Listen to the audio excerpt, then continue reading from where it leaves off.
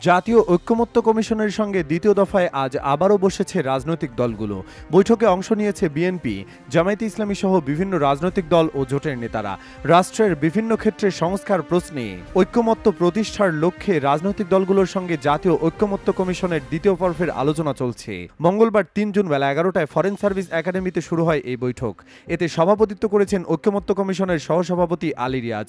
সোমবার ২ জুন দ্বিতীয় দফা বৈঠকের উদ্বোধন করেন প্রধান উপদেষ্টা ও ঐকমত্য কমিশনের চেয়ারম্যান মোহাম্মদ ইউনুস। সংস্কারের বিষয়ে বিভিন্ন রাজনৈতিক দলের মধ্যে যে দূরত্ব আছে তা দূর করতেই দ্বিতীয় দফার আয়োজন করা হয়েছে এই আলোচনার। ঐকমত্য কমিশন সূত্রে জানা যায়, প্রধান উপদেষ্টা রাজনৈতিক দলগুলোর সঙ্গে বৈঠক করার পর রাজনৈতিক দলগুলোর সঙ্গে কমিশনের আলোচনা হবে বিষয়ভিত্তিক। পবিত্র ঈদুল আজহার আগে একদিন এবং ঈদের পরে দলগুলোর ধারাবাহিক বিষয়ভিত্তিক আলোচনা চলবে। বিশেষ করে সংবিধান সংস্কার কমিশনের যেসব মৌলিক প্রস্তাব এখনও ঐকমত্য হয়নি সেগুলো এ পর্বে বেশি গুরুত্ব পাবে। রাজনৈতিক দলগুলোর সঙ্গে আলোচনার মাধ্যমে ঐকমত্যের ভিত্তিতে আগামী জুলাই মাসে জুলাই সনদ তৈরি করার লক্ষ্য রয়েছে ঐকমত্য কমিশনের। গত বছরের অক্টোবরে সংবিধান, নির্বাচন ব্যবস্থা, জনপ্রশাসন, বিচার ব্যবস্থা, দুর্নীতি দমন কমিশন ও পুলিশ সংস্কার কমিশন গঠন করে অন্তর্বর্তী সরকার গত ফেব্রুয়ারিতে কমিশনগুলো পূর্ণাঙ্গ প্রতিবেদন দেয়। সংস্কার প্রস্তাবগুলো নিয়ে ঐকমত্য প্রতিষ্ঠার লক্ষ্যে গত ১৫ ফেব্রুয়ারি যাত্রা শুরু করে জাতীয় ঐকমত্য কমিশন।